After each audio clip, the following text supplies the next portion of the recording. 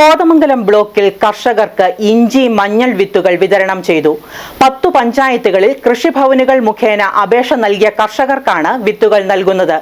Block president PAM Basheer വിതരണോദ്ഘാടനം നിർവഹിച്ചു.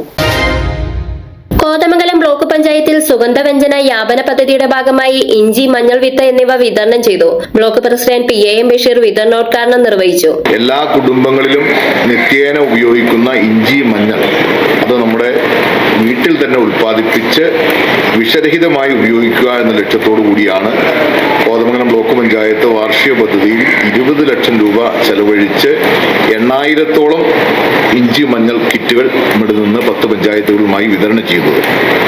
ഈ വിതരണത്തിന് ക്രമീകരിച്ചിട്ടുള്ളത് കൃഷിഭവനിൽ അപേക്ഷ നൽകിയിട്ടുള്ള ആളുകൾക്കാണ് ഈ ഇഞ്ചി, മഞ്ഞൾ വിത്തുകൾ ഇവിടെ നിന്ന് വിതരണം ചെയ്യുന്നത്.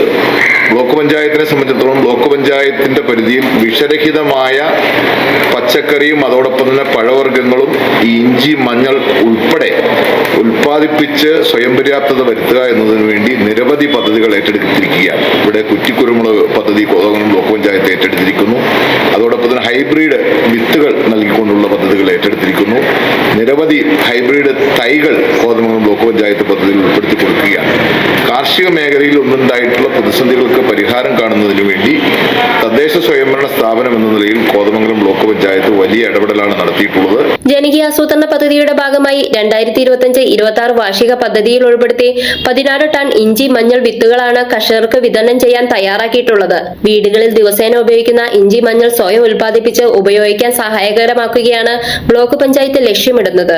ഇതിനായി 20 ലക്ഷം രൂപയാണ് പദ്ധതിക്കായി ചെലവഴിക്കുന്നത്. 10 പഞ്ചായത്തുകളിൽ കൃഷിഭവനുകൾ മുഖേന അപേക്ഷ നൽകിയ കർഷകർക്കാണ് വിത്തുകൾ നൽകുന്നത്.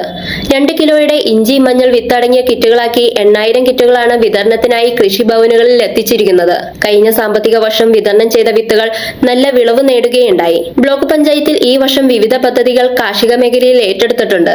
Block panchayat vice president Diana Noby അധ്യക്ഷത വഹിച്ചു.